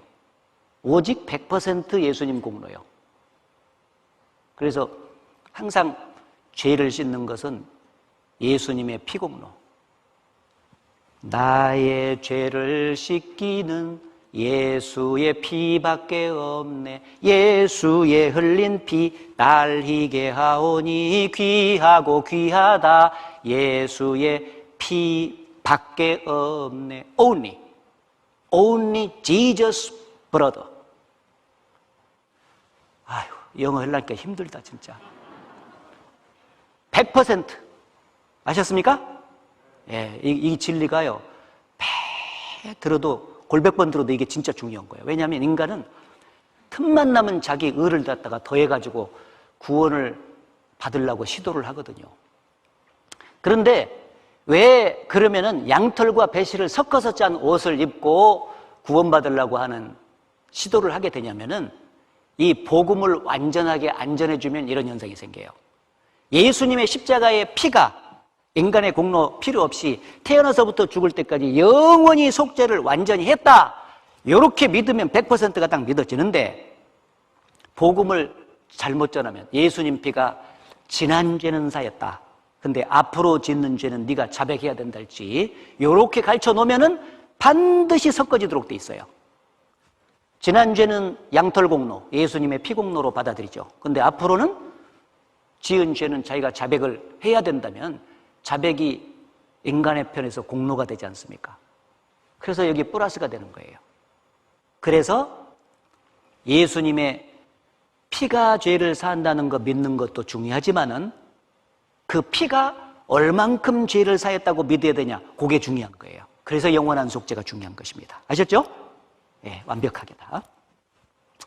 자, 이제 구약 성경에 보면은 출애굽 사건이 나오는데 그 이집트의 이스라엘 백성들이 400년 동안 종살이를 하고 있었지 않습니까? 바로 왕 밑에서. 거기서 이제 구원을 받는 과정에서 하나님이 모세를 보내가지고 애굽에 10가지 재앙을 이적으로 내려요. 그 이적을 통해서 하나님을 증거하려고. 그런데 맨 마지막에 내린 재앙이 이집트의 큰아들 장자라고 하죠. 장자를 다 죽여버리는 재앙이에요. 근데 그 장자 죽는 심판의 재앙에서 이스라엘 백성들은 장자가 죽지 않고 구원받고 나와야 되잖아요. 그래서 그 백성들에게 특별 대책을 주신 거예요. 야, 내가 이 밤에 이집트의 큰아들을 다 죽여버리는 재앙을 내릴 텐데 그 재앙에서 장자가, 이스라엘 장자가 반드시 구원을 받기 위해서는 이렇게 해라. 어떻게? 너희가 들어가서 기거할 집에 양을 잡아가지고 그 피를 내서 그 피를 문 임방과 좌우 설주에다가 발라라. 그리고 바르고 그 안에 들어가서 기거를 해라. 그러면 내가 피를 볼 때에 너희를 넘어가리라 하고 약속을 해 주셨어요. 그게 이제 이 내용입니다. 내가 애굽 땅을 칠 때에 그 피가 어린 양을 잡아가지고 어린 양에서 나온 그 피가 너희의 거하는 집에 있어서 너희를 위하여 표적이 될지라. 구원에 대한 표적이 될 것이라. 내가 피를 볼 때에 너희를 넘어가리니 재앙이 너희에게 내려 멸하지 아니하리라. 반드시 피가 발려진 집은 넘어갈 것이다. 그 말은 그 안에 있는 장자에게 심판을 내리지 않고 구원을 해줄 것이다. 그 말이에요. 6월이라고 하는 것은 영어로 패스오버예요. 지나간다는 뜻이에요. 심판을 반드시 해야 되는데 죄를 가진 인간은 반드시 심판을 받아야 되는데 그 심판을 받지 않고 구원을 받는 유일한 대책이 뭐냐? 어린 양이 피를 흘렸는데 그 피를 갖다가 임방과 좌우설주에 바르는 것이다. 그 말이에요. 이스라엘 백성들은 정신없이 짐승을 잡아가지고 피를 내가지고 문 임방과 좌우설주에다가 발랐을 거예요. 그리고 그 안에 들어갔겠죠. 근데 애굽 사람들은 그게 뭔지 몰라. 그리고 옆에서 애굽 사람들 쭉 보다가 세상에 저 피비린내 나는 그 피를 갖다가 문 임방과 좌우 설주에다가 바른다고 그러면서 진짜 무슨 도살장 종교냐? 막 그러면서 비난을 했을 거예요. 안 발랐겠죠. 그런데 정확히 이제 저녁이 돼가지고 죽음의 사자를, 심판의 천사들을 쫙 보내는데 정말로 피를 바른 이스라엘 백성들은 그대로 그냥 지나가서 장자들이 다 구원을 받고 살았어요. 그러나 피를 바르지 않았던 애굽에는 그대로 들어가가지고 장자가 다 죽었습니다. 애굽 사람들이 난 큰아들이 다 죽었기 때문에 그날 전무후무한 곡성이, 곡성 알죠? 우는 거. 전무후무한 곡성이 애굽 땅에 막 울려 퍼졌다고 성경에 기록이 되어 있어요. 엄청난 심판이 있었습니다. 자, 그것은 무엇을 가르치는가? 여기 보십시오. 이 문 임방이 여기입니다. 임방과 좌우 설주에다가 이렇게 피를 발랐어요. 어린 양이 죽어서 죽은 피. 그래서 이 안에 들어가 있는 사람들은 무조건 살았습니다. 이 피 바르고 안에 들어간 사람이 여러 가지 종류가 있었을 거다요. 이스라엘 장자 중에서 어떤 사람은 죄가 좀 많은 장자도 있고 어떤 사람은 죄가 좀 적은 장자도 있고 모양새가 여러 가지 조금 더 선을 행하는 사람도 있고 그렇지 못한 사람도 있고 막 그럴 겁니다. 별별 하나님 보실 때 상태가 있지만은 문제는 그것이 중요한 게 아니야. 그 모든 걸 초월해서 피가 발려졌으면 무조건 살아요. 그 피를 발랐다는 것은 이 죽음의 사자가 딱 갈 때 이 피를 딱 보면 그게 뭔 의미냐? 이 집 장자 대신에 양이 죽었다는 표시예요. 죄값을 그 어린 양이 대신 치렀다 하는 것을 인정해 주는 거예요. 그래서 넘어가는 것입니다. 그래서 장자 대신에 어린 양이 이렇게 피를 흘리고 죽은 결과 이렇게 나온 겁니다. 그래서 이 이스라엘 백성의 장자가 대신해 죽었던 어린 양의 피는 오늘날 모든 세상 죄인들을 대신해서 죽은 예수 그리스도의 피를 가르칩니다. 자, 그런데 여기서 중요한 게 있어요. 막 어린 양을 잡으니까 막 피가 이 양판에, 양판 알죠? 그릇에 가득 들어있었을 것 아니에요. 그런데 그냥 피만 양판에다가 내놓고 말았어요. 안 발랐어. 그러면은 이 사람 살아 죽어요. 그건 죽어요. 반드시 피를 내되 양판에만 놔둔 것이 아니라 그것을 갖다가 문 임방과 좌우 설자다가 바르는 작업을 해야 돼요. 그럼 뭘 가르치냐면은 예수 그리스도가 피를 흘려서 세상의 모든 사람들의 죄를 사해 놨잖아요. 그런데 그것이 자기 것이 되려면 그 사실을 마음에 믿어야 되는 거예요. 따라서 이 마음에 예수 그리스도의 대속 사역을 자기 것으로 딱 맺는 작업이 여기는 피 바르는 작업이다 그 말이에요. 알았습니까? 이 피를 딱 발라야 비로소 패스오버, 피가 있고 바르는 작업이 딱 있는 거예요.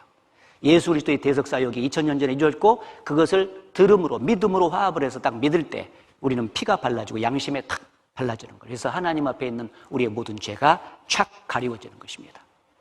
내가 그 피를 6월절 그 양의 피를 볼 때에 내가 너를 넘어가리라. 그 피를 보고 믿는 자는 주의 진노를 면하겠네. 그 6월절 찬송 보면 되게 마음이 막 울렁울렁 하잖아요. 그죠?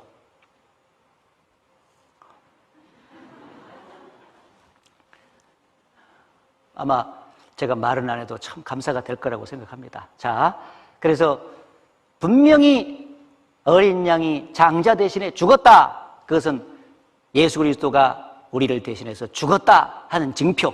그 사실이 마음속에 있는 사람은 심판이 지나가잖아요. 그게 우리를 대신해서 죽었다는 것이 사랑이다. 그래서 그리스도의 사랑이 우리를 강권하시는도다. 우리가 생각한데 한 사람이 모든 사람을 대신하여 죽었은즉 모든 사람이 죽은 것이라. 예수 그리스도가 모든 사람을 대신해서 죽었다는 것은, 피를 주고 죽었다는 것은 그가 우리를 사랑했다는 명백한 증거가 되는 것입니다. 그래서 그가 죽으실 때 죄를 알지도 못하신 자, 예수 그리스도로 말미암아서 우리를 대신하여 죄를 삼으신 것은 우리로 하여금 저희 안에서 하나님의 의가 되게 하려 하심이라.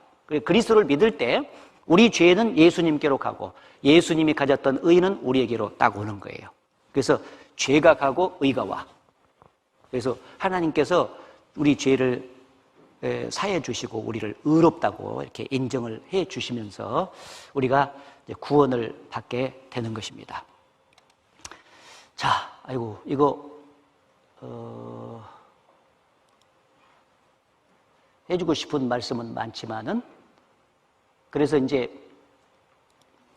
시간이 다 가니까요. 여기 세 번째로 가봅시다. 구원받은 후 죄를 짓게 되면 그 구원이 취소되어 다시 지옥 가는 것이 아니다.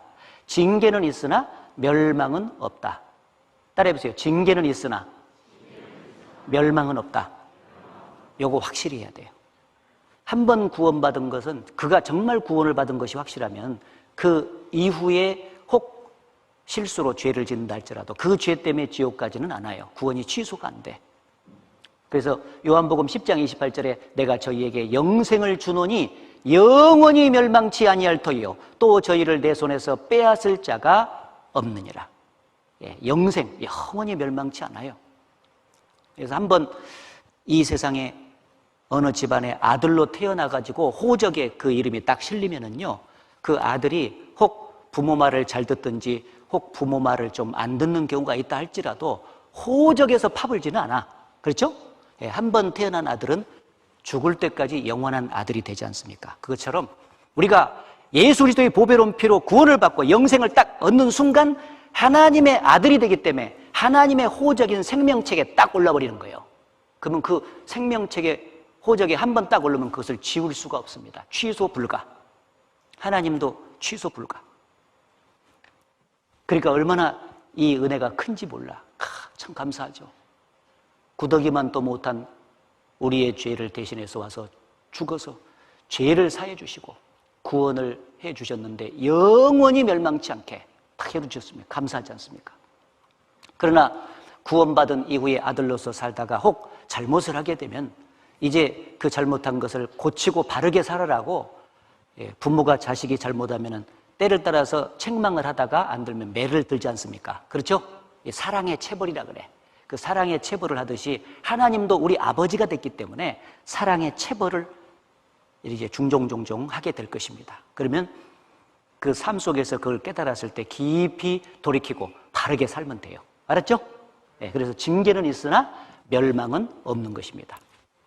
그리고 그래서 이제 그 멸망이 없다는 것을 노아 홍수 심판으로 이제 비유를 했어요. 그래서 노아의 홍수에 비유를 하다 내가 다시는 노아의 홍수로 땅 위를 범람치 않게 하리라 맹세한 것 같이 내가 다시는 너를 노하지 아니하며 다시는 너를 책망하지 아니하기로 맹세하였노니 산들은 떠나며 작은 산들은 옮길지라도 나의 인자 나의 사랑은 네게서 떠나지 아니하며 화평케 하는 나의 언약은 옮기지 아니하리라. 너를 긍휼히 여기는 여호와의 말이니라. 뭔 말이냐면 노아 홍수 물심판이 끝나고 나서 노아 후손들에게 무지개를 이렇게 보여주셨어요. 그리고 약속을 했어. 무지개에 근거해서 약속을 했는 뭐냐? 이제 다시는 물로는 심판하지 않겠다.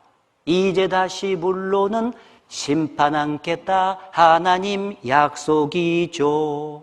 따라서 노아 홍수 이후의 역사의 마지막까지 틈틈이 우리는 무지개를 보는데 그 무지개를 볼 때마다 우리는 하나님의 약속을 기억할 수 있죠. 이제 다시는 물로는 심판이 안 된다. 따라서 비가 억수같이 막 며칠 동안 쏟아져도 물로 심판받는가 그를 염려할 필요는 없다는 거예요. 그렇죠? 그런데 그것을 빗대가지고 예수님이 십자가에서 우리 죄에 대한 심판을 대신 받았지 않습니까? 그래서 하나님은 예수님의 피로 새 언약을 세우셨어요. 뭐라고 했냐? 이제 다시는 내 죄를 심판하지 않겠다. 왜? 예수께서 대신 심판을 했으니까 네 죄를 기억지 아니하리라.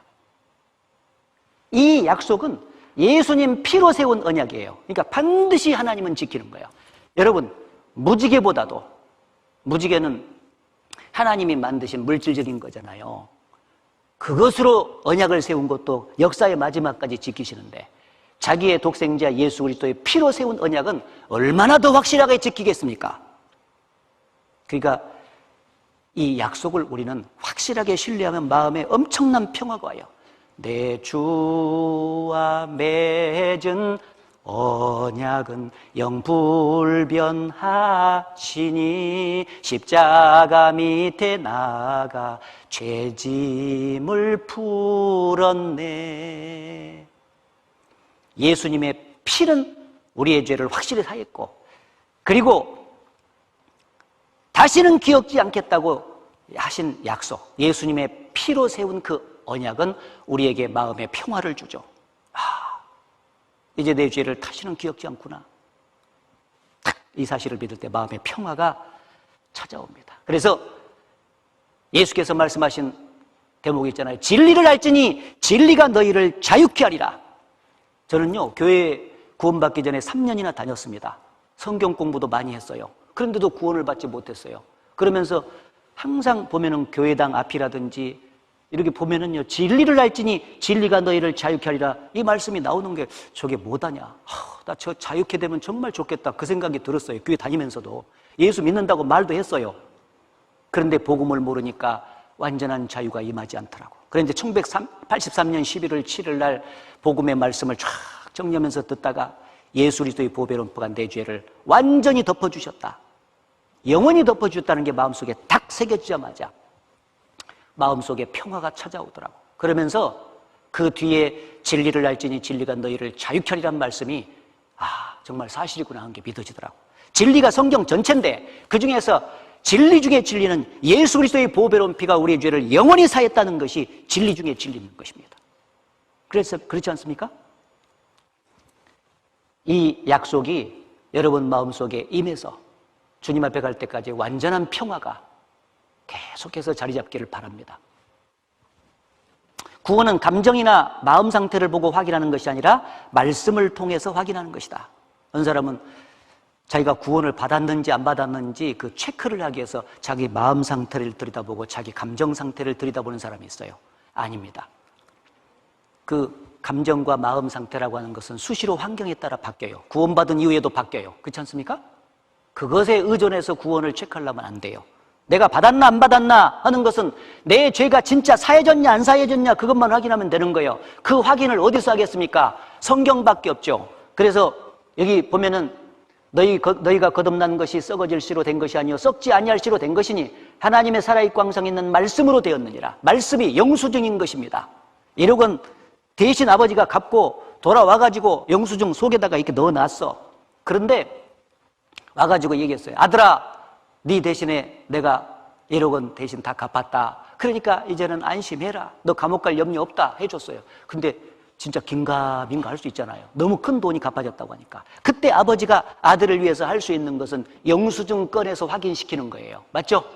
영수증을 딱 꺼내가지고 탁 보니까 아들이 보니까 1억원 갚았음 도장 꽝꽝. 그거 보면 그때서야 마음이 완전히 쫙 놓여요. 우리 죄가 진짜 없어진 게 사실이냐? 성경에 기록되어 있죠. 피로 말미암아서 대속사역을 끝내고 다 이루었다 써졌잖아요. 그래서 성경을 통해서 죄가 해결되는 것을 확인하고 받아들이는 거예요. 자기 마음 상태와 감정 상태를 보고 구원을 체크하는 것이 아닙니다. 이거 명심해야 돼요.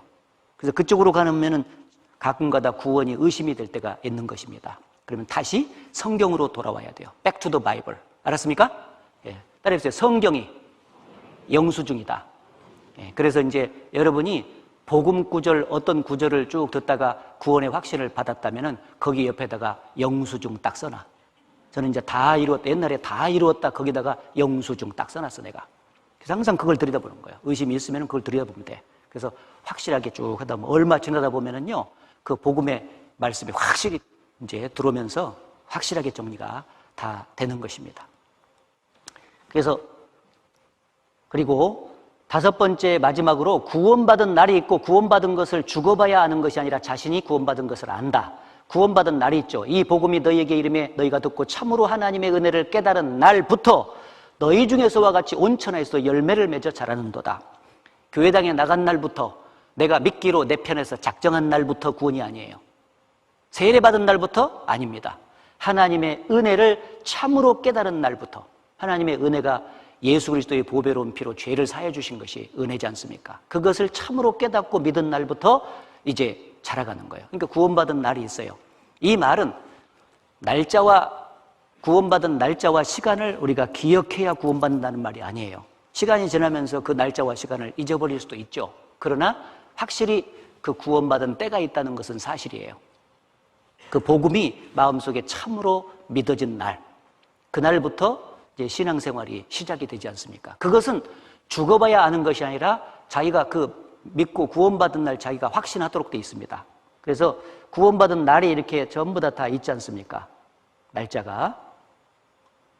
여기 보면 큰 죄악에서 건지신 주 은혜 고마워. 나 처음 믿은 그 시간 귀하고 귀하다. 나 처음 믿은 그 시간이 있잖아. 구원받은 날입니다. 예수님 사랑을 깨달은 날, 놀라운 날이었네. 영원한 사랑과 놀라운 은혜로 나 구원 얻었다네. 놀라운 날이었네. 사랑을 깨달은 날 있지 않습니까? 기쁜 날 기쁜 날 주 나의 죄다 씻은 날. 자, 그리고 확신해요. 이는 우리 복음이 말로만 너에게 이른 것이 아니라 오직 성령과 능력과 성령과 큰 확신으로 된 것이니. 구원받은 사람은 확신이 있습니다. 그래서 아무 공로 없이 구원함을 얻어 하나님의 자녀 지금 되었네. 자기가 구원 받았으니까 이렇게 확신 있게 말할 수 있지 않습니까? 기쁘게 부르세 할렐루야 나 구원 얻었네. 지금 나의 가는 길 천국 길이요 주의 피로 내 죄를 씻었네. 확신이 딱 있는 것입니다. 자, 이제 다른 것은 몰라도 예수 그리스도의 죽으심과 부활하심이 나를 위한 것이고 그 피로 내 죄를 영원히 사해 주셨다 하는 사실이 의심 없이 마음속에 다 감사함으로 믿어진 사람은 이제 구원을 받았고 그가 하나님의 자녀로 탄생이 되는 겁니다. 그래서 앞으로 남은 생에는 그 하나님의 그 크신 은혜에 보답하는 생활이 신앙생활입니다. 하나님은 은혜를 나에게 주셨는데 앞으로 내가 어떻게 이 은혜를 보답하면서 살 수 있을까? 여호와께서 내게 주신 모든 은혜를 내가 무엇으로 보답할까? 항상 그것을 남은 생 가운데 생각하면서 그 은혜에 보답하면서 사는 생활을 신앙생활이다 이렇게 읽었습니다. 기도하겠습니다. 자비로우신 하나님 아버지 감사합니다. 오늘 주님이 십자가에서 죽으시고 부활하심으로 말미암아 완성하신 귀한 복음을 재차 들을 수 있도록 이끌어 주셔서 감사합니다.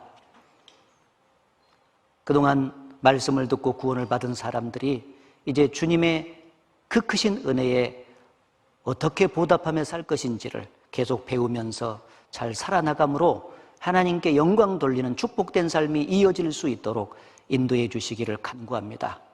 모든 것 성령께 의지하면서 우리를 사랑하시는 예수님 이름으로 기도드렸습니다. 아멘.